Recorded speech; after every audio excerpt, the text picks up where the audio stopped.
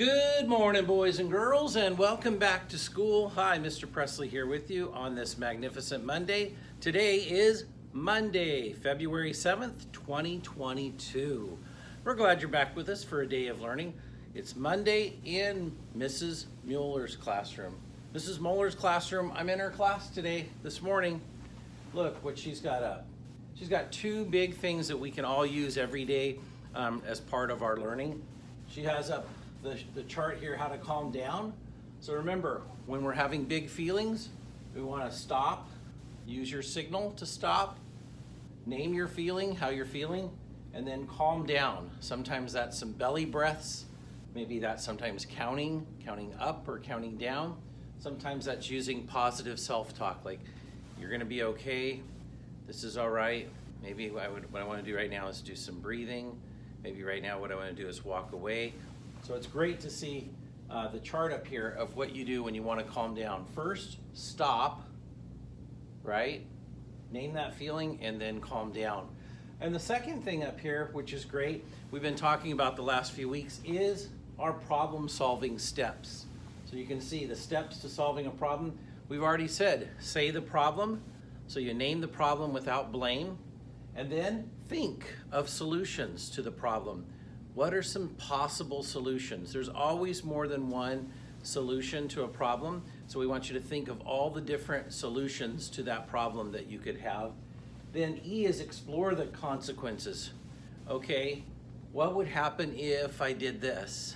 So obviously if you're mad at somebody, say the problem, I'm mad because somebody keeps bugging me and won't stop doing that, so that's my problem.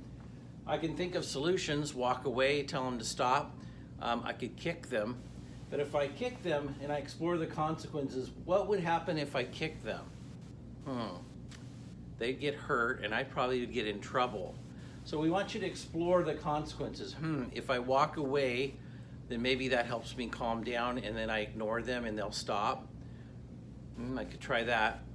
I could try to tell them to stop, that what they're doing is really bothering me and I want them to stop. Let's see, I could try that one. If I did that, what would happen? Well, maybe they'd stop, maybe they wouldn't. If they didn't, then I gotta still have a problem. I may wanna go talk to an adult. So E is explore the consequences, and this week we're gonna talk about the last one, P, pick a solution. So first, name the problem, then think of solutions to the problem, and think of a bunch of them. There's more than one solution. Then explore those consequences of the solution, and then pick one solution to try. So let's say I'm gonna ask them to stop. That's what I'm gonna try. So that's what I try, and maybe that works. If it doesn't, then you still have that problem going on. That solution didn't work, right? So that's what we want you to do, is to do the step system for solving problems. This week, every day, it works for adults and it works for kids, all right? So keep that in mind. Hey, as you get started on this magnificent Monday of learning, like I said, I'm in Mrs. Mueller's classroom. They got a lot of cool things going on around here. I enjoyed last week coming in their classroom. They were doing some animal reports and getting up in front of the classroom and sharing animal adaptations, which was really cool. So thank you guys for doing that.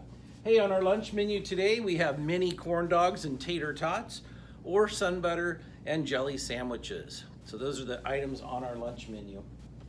As you know, boys and girls, we've been talking about Black History Month. Every day we're sharing two prominent African Americans that you should know about, or maybe you already do know.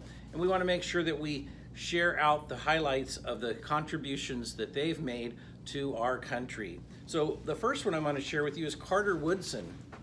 He's actually the gentleman who started Black History Week, and then it became Black History Month. So this gentleman here, he was born in 1875, right? And so he was an American historian. So he was a historian, and he first opened the long neglected field of Black studies. So even just studying Blacks throughout history and studying them as scholars, and he popularized that field of African American studies and Black studies in colleges. So as he started teaching people about the contributions of Black citizens, that's how we ended up with that week, Black History Week. Well, it grew into Black History Month. So he was the brainchild. He was a historian who's the one who started off Black History Week, which turned into Black History Month. And so it started actually in about 1926. And he chose the second week of February when it was just 1 week, because that's when the birthdays of Abraham Lincoln and Frederick Douglass were happening. So that's why it was that 1 week in February. And now we have it as a whole month, and it's a way to celebrate and talk about the history of Black Americans and their contributions. So that's Carter Woodson, pretty important person. Another important person for Black History Month is Sonia Truth. Here she is right here. So she was an abolitionist. An abolitionist means that she wanted to abolish or get rid of slavery. So she was an American abolitionist. So she wanted to get rid of slavery, and she was a woman's rights activist as well. She was born into slavery, much like Frederick Douglass and Harriet Tubman were. So she was born into slavery, but she escaped with her infant daughter to freedom in 1826. And here was one of the big things about her is she had to go to court to recover her son. So she escaped with her daughter, but her son did not escape slavery. So she went to court back in 1828. She became the first Black woman to win a case against a white man when she was found that she should be able to have her child, her son, with her as well. So huge abolitionist and women's rights activist way back in the early 1800s. So Sonia Truth, huge historical contribution person of our society for rights for women and rights for minorities. So I'll put these up on our Black History Month chart. Again, every day we're sharing out major contributions. There's so many different people, it's hard to pick so many. Hey, you know what? We got a couple shout outs here. First of all, look at this, 100 charts, 100, counting to 100. All right, if you hear your name, kindergartners, you can come on down, you can pick up your certificate and your bracelet. So we have Jalen Shue, Caitlin Orr, great job to the two of you. Landon Messina Wiltsey, Rowan Cruzon, Elena Hill, Ellie George, Julian Burnell, Vale Burrell, Autumn Bardsley, and that's it, and Autumn Bardsley. Hey, congratulations to all those students counting to 100 in kindergarten. If you're not there yet, you're almost there. Keep going. We'll get all of our kindergartners counting to 100. It's a very important skill to have going into first grade. So congratulations to these students. Come pick up your certificates. Now we have out our shout outs and our SOAR tickets. First of all, for teachers who are shout outs, we have one to Mrs. Adams. Thanks for being a great listener, Mrs. Adams. We have one for Mrs. BP. You went the extra mile for our kindness week, and we appreciate that. We also have one to Mrs. Mullen in the health room. You've been so wonderful trying to keep us all up to date with all the COVID stuff going on, so we thank you for that. So those are our 3 staff members we did shout outs to, yay. And these are our students with SOAR tickets. In Miss Adams' room, we've got Abby. In Miss BP's class, we have Adeline Myers. In Miss Shepard's class, we have Sadie. In Miss Veely's class, we have Gomang. In Miss Fungoni's class, we have Gabe. In Miss Schott's class, we have Josh. In Miss Burrow's class, we have Braden.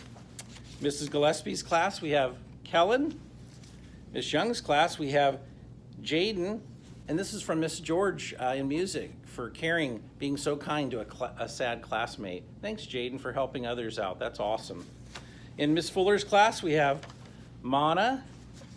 Miss Haynes' class, we have Garrett Gillespie. In Miss Muller's class, right here, hey, where are you? Molly.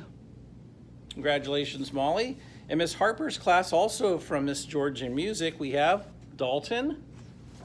Miss Carlson's class, we have Braden E. And Miss Sager's class, we have McGill. So congratulations to all those students. Look at all those that I picked out. I counted, we had 101 SOAR tickets turned in last week. That is awesome. Keep up the awesome work with that. That is so cool to see. Again, you can come pick up your brag tags for those students whose names I called.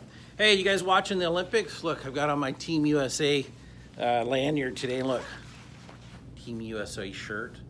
I'm all into the Olympics. I love the Olympics. It's so fun to see the Winter Olympics going on, seeing people working hard, trying their best, trying to beat their personal best. Sometimes the thrill of victory and the agony of defeat. It reminds me when you're out at recess time. When we're out at recess playing, you know, let's be good sports when we win and good sports when we lose. So being a good sport when we lose is not being so mad that we throw the ball at somebody or say names and stuff just because we lose. And when we win, we don't taunt or we don't sit there and brag about it with others. We beat you. You don't see that in the Olympics, do you? So Olympics show us good sportsmanship that we should be following out at recess. So try that today when you're out there. And try the problem-solving steps when you have a problem. All right, boys and girls, let's have a great day of learning. Take care of yourselves and each other. And always remember, your Frylands family cares about you. Teachers, please lead your students in the Pledge of Allegiance. We'll see you soon.